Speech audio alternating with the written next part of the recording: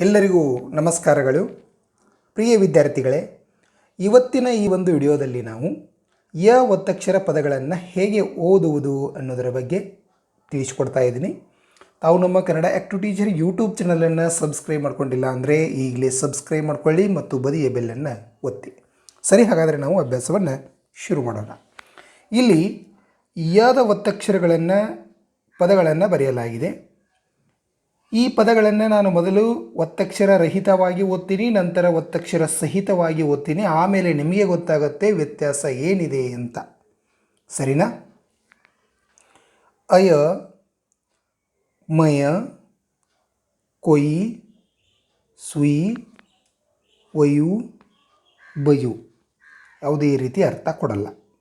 ಯಗೆ ಯದ ಒತ್ತಕ್ಷರ ಬಂದಾಗ ಇಲ್ಲಿ ನೋಡಿ, ಅಯ ಅಂತ ಓದಿನಿ ನಾನು. ಈಗ ಯದ ಒತ್ತಕ್ಷರ ಕೊಟ್ಟು ಓದ್ತೀನಿ. ಅಯ್ಯ, ಇಯ, ಅಯ್ಯ, ಹೌದಲ್ವಾ? ಈ ರೀತಿಯಾಗಿ ಓದಬೇಕು. ನಾನು ಹಿಂದೆನೇ ಹೇಳಿ, ಅಯ್ಯ, ಮಯ್ಯ, ಕೊಯ್ಯಿ, ಸುಯ್ಯಿ, ಒಯ್ಯು, ಬಯ್ಯು, ಅಯ್ಯೋ, ಕೊಂಡಯ್ಯ, ಅಯ್ಯಪ್ಪ, ಒಯ್ಯಲು, ಕೊಯ್ಯಲು, ಉಯ್ಯಾಲೆ, ಗಯ್ಯಾಳಿ,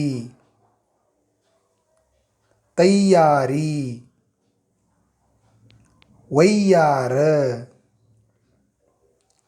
ಅವ್ವಯ್ಯ, ಅಪ್ಪಯ್ಯ,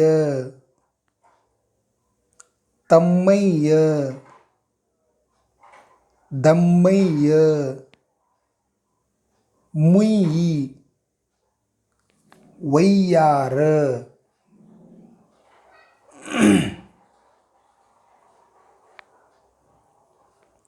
ಅಕ್ಕಯ್ಯ, ಅಯ್ಯ, ಅಣ್ಣಯ್ಯ, ಮಾವಯ್ಯ, ಅಳಿಮಯ್ಯ, ಭೂತಯ್ಯ, ಅಯ್ಯು. ಈ ರೀತಿಯಾಗಿ ನಾವು ಯ ಒತ್ತಕ್ಷರಗಳನ್ನು ಅಭ್ಯಾಸ ಮಾಡಬಹುದು.